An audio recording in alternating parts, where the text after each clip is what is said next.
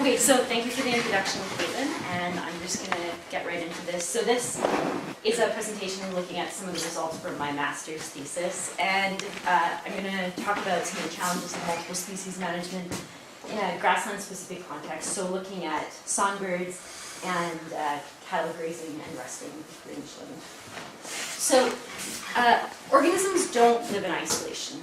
So whenever we choose to alter or change the habitat for one organism, inevitably we're also going to change that habitat for another species that shares that geographic space. Here's some classic examples of multiple species management and challenges that we face with them. So sometimes the effects can be really positive.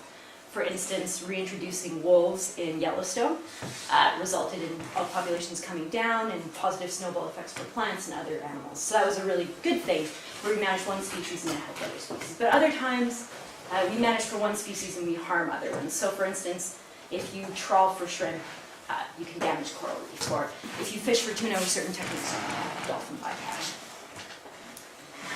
So in the grasslands, we have a really great guild of songbirds that we can look at this with, because these songbirds have a really wide variety of habitat requirements. And the reason that they have these is because there's such a variety of different successional stages in the plant communities here.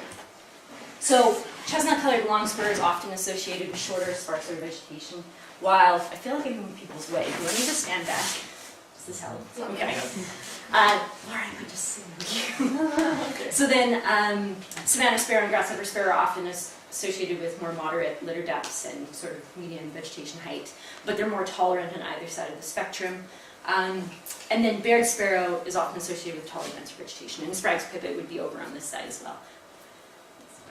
So the reason that these songbirds evolved all these different habitat requirements was that this sort of landscape with this patchy mosaic of different structural heights was created through disturbance in the past. So we had native grazers, of course, the classic example is bison, but we also had prairie dogs and we had locusts come through, and they changed areas hugely. We had fire that we didn't suppress, and there was also First Nations management. So it's not that people have been separate from this landscape, but they manage differently than we do now. So today, in this landscape, one of the primary forms of disturbance we have, and that's not a negative connotation thing, but one of the primary forms of disturbance we have still creating patchiness is grazing. But if you're in an area and everyone's grazing the same, then it can sometimes lead to homogenization of the landscape and less of, a diversity of different types of plant communities and different types of structure. So, if you're going to manage songbirds, next one. So it's an animated one, you know this, right, Laura? So if you're going to manage songbirds, you have to think about several different things. You have to think about the greater matrix that piece of land sits within. So here in this picture you see oil well sites, but there's also agricultural land and there's rangeland. So whether there's agricultural land bordering that field might affect your songbird, or whether there's traffic disturbance or bare ground areas that are created through oil, it can have a big impact. So it's not just about where that songbird is choosing to settle and have its territory, it's also about the surrounding area. You have to think about rain and sun and weather effects, because flooding in the spring can have important implications for nest success or winter survival, or there can be a whole host of effects that come from weather. You have to think about prey availability, so this can really determine whether they'll be successful. It can change whether they'll settle someplace or not. And then you can think about plants, because plants will determine on a local scale where they choose to nest.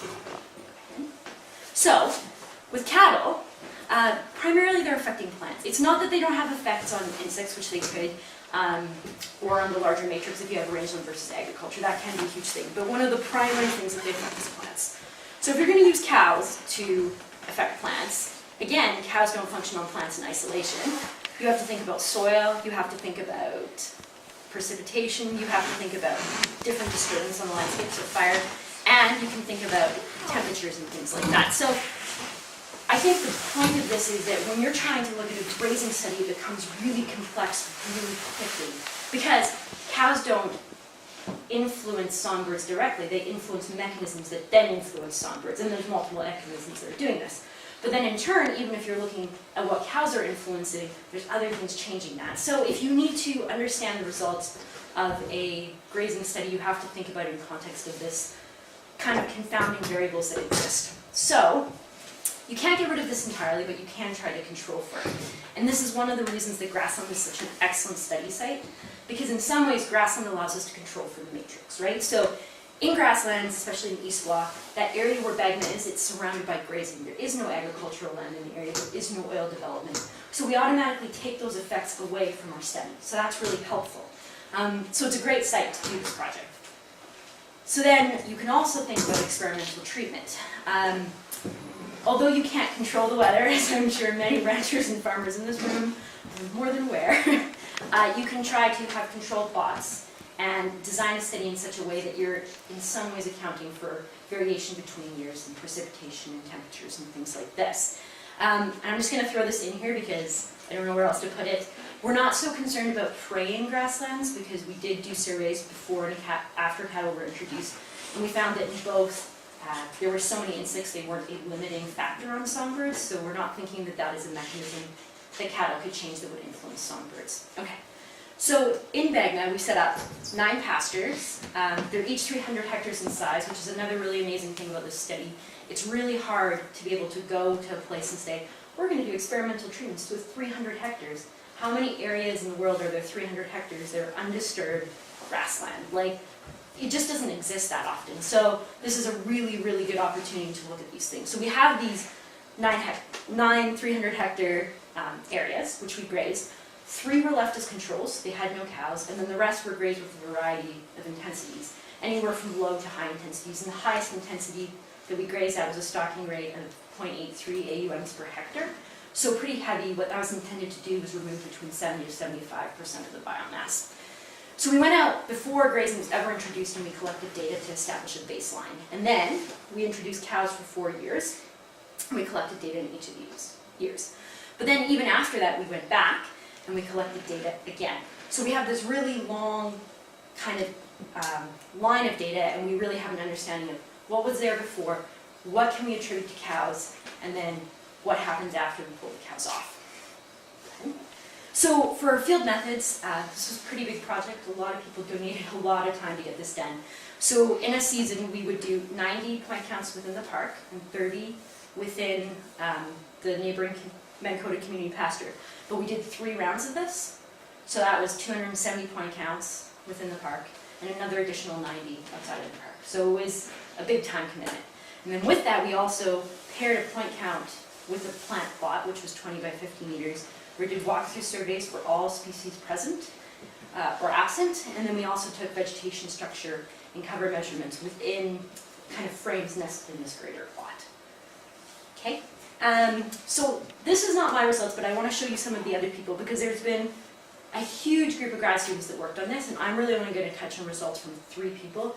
But if you're interested in more, there is more. They've looked at things from bison to fire. There's a lot that came out of this project. It was really valuable, in my opinion. So these are results from Tonya. She looked at primary plants. So this should not surprise anyone. She found that litter decreased as grazing intensity increased. Totally logical, right? Not so surprising. But if you go to the next slide, she also looked at, we're not going to get into the nitty-gritty of this, but standard deviation of litter, which is a measure of heterogeneity. So in a lot of research that has been done in the past, or not even so much research as the literature has suggested, that at moderate grazing intensities, heterogeneity should be maximized, right? We should get the most different types of litter across the landscape if we're grazing with moderate grazing intensities. But that actually wasn't true. She didn't see that. So that's a really interesting point to note. She found that there was no one grazing intensity that really maximized this kind of difference, and so she suggested that you need multiple different types of intensity to get different types of grazing or litter depth. Go ahead. And then she also looked at forb cover, and what she saw for forb cover was really interesting because in the first 2 years, with grazing intensity increasing, she saw forb cover drop off, but then in the 3rd and 4th year, it wasn't true anymore. And she suggested that there were 2 possible explanations for this. One, that increasing rain might have kind of it spurred more forward growth that then compensated for the cattle grazing, which is possible. But another option is that plants that are tolerant for grazing started getting a competitive advantage in that 3rd and 4th year. We're able to maximize production and therefore compensate for the loss in forward cover that we saw with species that were less tolerant that we lost with cattle grazing. Go ahead to the next one. She also looked at species diversity and richness, and what she found was that in upland and lowland areas, so this is the total number of species we actually see in an area. What she found was that in upland and lowland, it worked separately. In upland, for species diversity and species richness in general is maximized at higher grazing intensities, not lower grazing intensities. But in the lowland, this is the reverse. We see lower species diversity with greater grazing intensity. So she suggested a possible explanation for this is that drought-tolerant plants tend to also be more grazing tolerant. So in the lowlands where we have these really these plants that require more moisture and more water, they're less tolerant to drought because they have access to water all the time, and that this might account for this difference in response to cattle. The other thing that she thought might be at play here is that cattle do spend more time, disproportionate amounts of time in lowland areas. Again, I'm sure all the ranchers know that, but that could also be driving this trend that we're seeing here. Okay? So she found that both structural heterogeneity and species diversity was not maximized at moderate intensities. So this is significant because if people are trying to promote biodiversity, doing a moderate grazing intensity is not really the way to do it. You need to do different types of grazing intensity, both low, high, and moderate. And the other thing that she found, which was really interesting, and I haven't got the graph up for it, but is that the plant species community didn't really shift with grazing over 4 years, even at those high grazing intensities. What she saw was that the species that were present before were also present after the cows were removed. So that didn't really get changed through grazing. So this comes to my results, and there's lots of graphs up here, and I don't want people to get overwhelmed because I get overwhelmed looking at them. But what my project really focused on was rest and looking at recovery. So, like Tonya, I detected this negative effect of increasing intensity on litter. In the upland, however, I saw that the effects, we had 3 rest years, and 3 rest years was insufficient to return litter height to what it had been in prior years. So you'd have to rest your pasture for more than 3 years to return it to those pre-grazing conditions we saw. Now, there is evidence, though, that some recovery is taking place, which suggests to me that within enough years you will see this recover. And really, in a time scale, the grassland compared to a forest, you're seeing recovery on a much more rapid level.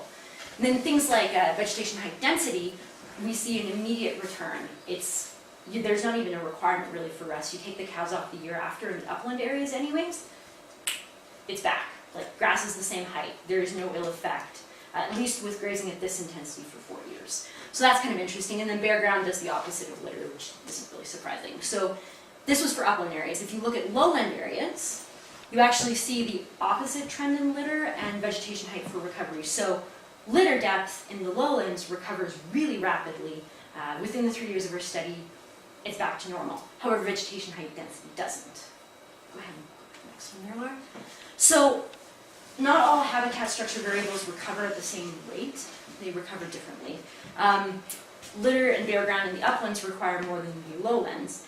Now, that makes sense intuitively when you think about the fact that plant production is so much greater in the lowland areas where there's more water availability for production. It makes sense to me, at least, that they would be able to more quickly recover that biomass on the ground that was lost each year. But vegetation height density, which has the opposite, might make sense if you think of it in context of the amount of shrub cover on the ground. Because if in lowland areas we have way more shrub cover, which we do here, that shrub cover, it's the product of many years of growth, right?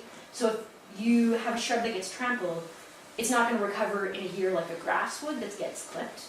It might take 5 years of growth to get back to where it was before. So that's kind of what's driving these trends that we're seeing in our plants. Go ahead. So then, these are some of my plant species results. Now, I looked at a whole host of other species. If people are interested, I can show you that list later, including sagebrush and many of the other grasses and many of the other forbs. But these are the ones that actually showed an effect of grazing in that 4th year. So, and even though some of them showed the effect, most of them recover within the 3 years of rest. And even several of the ones that don't recover in that 3 years of rest showed that they were starting to recover. Now the exception to this is dandelion.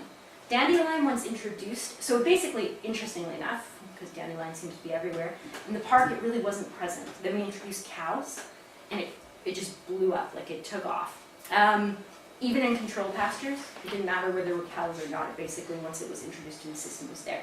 In 3 years, it wasn't showing any signs of going back to pre-grazing levels. So, next one.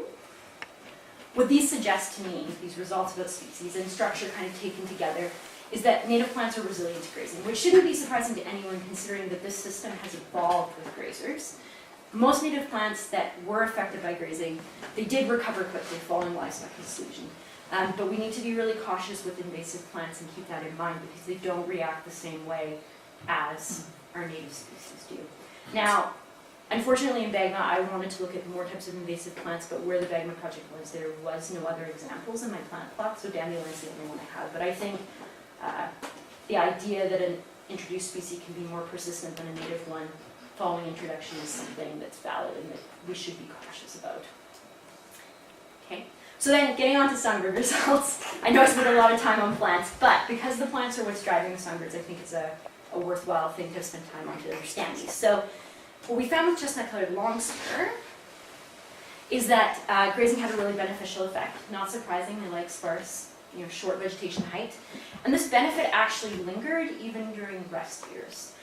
It's signs, like as you can see, these are slowly coming back down. So eventually they're going to return to our pre-grazing levels, but not within those 3 rest years. So that benefit has a sort of a residual effect, which is a good thing. For our Savannah Sparrow, we saw a negative effect of grazing, and this effect, though, was erased very, very quickly. Now, I've only chosen to show the graphs that are the most clear to interpret because some of the other ones just get really busy, but if you kind of, flip to the next one. So, but just as a summary, we see that this species that received a benefit from grazing receives the benefit even after livestock are excluded. Some species that have a negative effect, those negative effects are erased very quickly. But then some species that prefer the really taller, denser vegetation, they see a negative effect that lingers longer. Again, we're seeing evidence of returns in them, but not a complete return within the 2 years, so we have to rest longer to recover them to pre-grazing levels. Go ahead to the next one. So then for lowland songbird results, Savannah sparrows, again, they had the same sort of effect, but they recovered very rapidly, just like they did in the uplands. And then for Baird sparrow in the lowland, we saw a negative effect again, but they recovered rapidly in the lowlands, whereas they didn't in the uplands, which I thought was interesting. And taken as a whole, there's grasshopper, which it responds differently than either of these species because it actually has highest abundances and moderate grazing intensities, which is sort of different from the other two. But again, it recovers really fastly. So all the songbirds that I looked at in the lowland were showing a very fast recovery time within the period of my study. The upland ones were taking slightly longer, but they were still showing signs that they were starting. So I think that the recovery of songbirds is linked to habitat characteristics. So songbird species with broader habitat characteristics like grasshopper sparrow and Savannah sparrow, even in the upland, appear to recover much more quickly than species that have much more specific habitat requirements on the ends of the spectrum, sort of what we see. So we also saw that recovery in the lowlands was more rapid than the uplands, and this might suggest that litter is playing an important role in what these species are responding to. So all of these contexts, or these results, though, have to be considered in terms of precipitation, because we had really wet years these last few years, and what that could mean is that they are increasing the rate of recovery that we're seeing. Because if the plants are producing more biomass, it might be erasing the changes created by grazing more quickly. So we have to consider that, if we were to apply this as wildlife managers, or even as ranchers for something with the grasses or the grass height you're trying to achieve, you need to think about the fact that 3 years or 1 year might have been enough in this study to do it, but without that really high precipitation, it might take additional years to achieve the same result. So it's something to consider.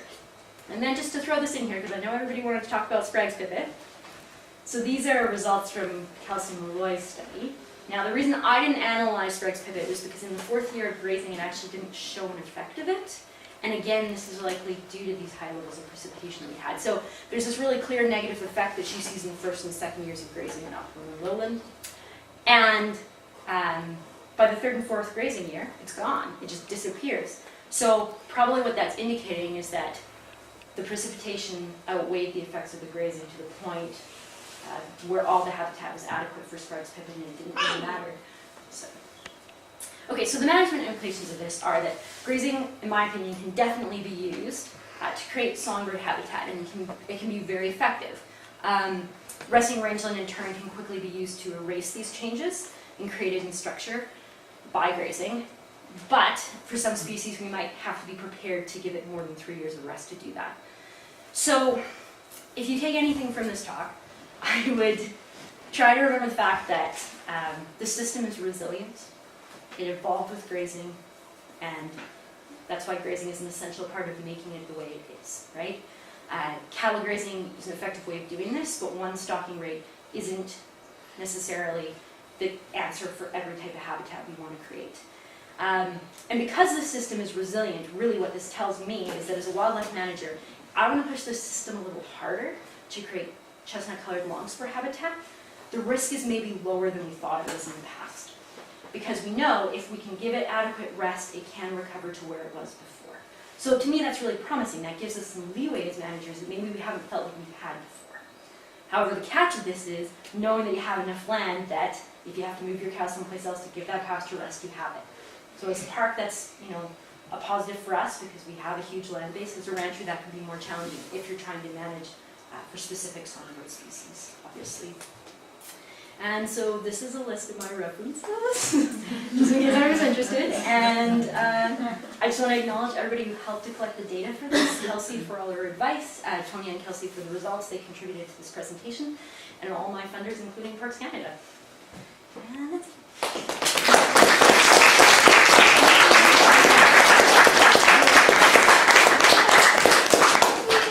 Does anyone have any questions? How do you define recovery? How do we define recovery? Sorry, that was USA. So basically what I did was I did a generalized linear mixed models, and I looked at the interactions between year and stocking rates, and I looked at whether the slope for my post-grazing years was different from the slope during my last year of grazing. And if that slope during the last year of grazing was different from my pre-grazing year, I assumed that there wasn't effective grazing.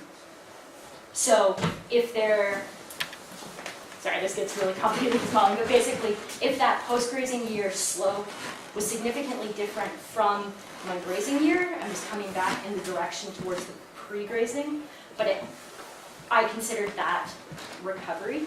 But if it didn't return, if it was still significantly different from the pre-grazing year, I assumed that it hadn't fully recovered. So there was kind of like a two-tiered thing that I was looking at with them.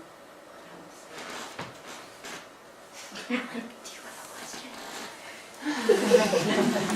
So in your 300 hectare paddocks, how even was the clip, even at the high stocking rate?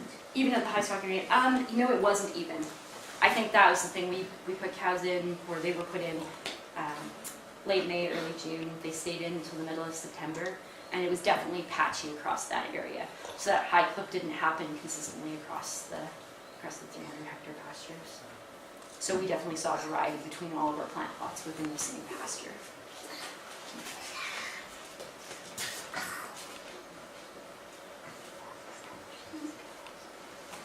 Well, if that's all. Did you run into, I don't know how many different bird species you were looking at, but did you ever run into a situation where the population numbers actually trended upwards in response to grazing like that? Chestnut-colored longspurs are a good example of this. Yeah, it benefited. We didn't see a strong response in a lot of our species, but that one, and we didn't have enough McCallans to measure them in this study. We just didn't see enough of them. Trying to think. We didn't look at really shorebirds. We really focused on songbirds. So that was really the only one that we saw a benefit of. So how did you measure, like you caught this all? So we did like point counts, so 100-meter radius point counts, recording everything visually and audibly observed for some 5-minute period. Oh, sorry. Before cattle were introduced in 2008, how long had it been since there had been previously cattle on there? It had been quite a long time. I think it was 20 plus years when we looked at it. So it was quite a baseline to start from, for sure. Just a question about the sagebrush. You said that there was no effect, so Cover didn't change with grazing. from pre to post. No, or from pre to grazing years, we just didn't see an effect. And we had quite a bit of sagebrush in our plant plots, so it wasn't a lack of sample size in this case. We just didn't detect an effect of it.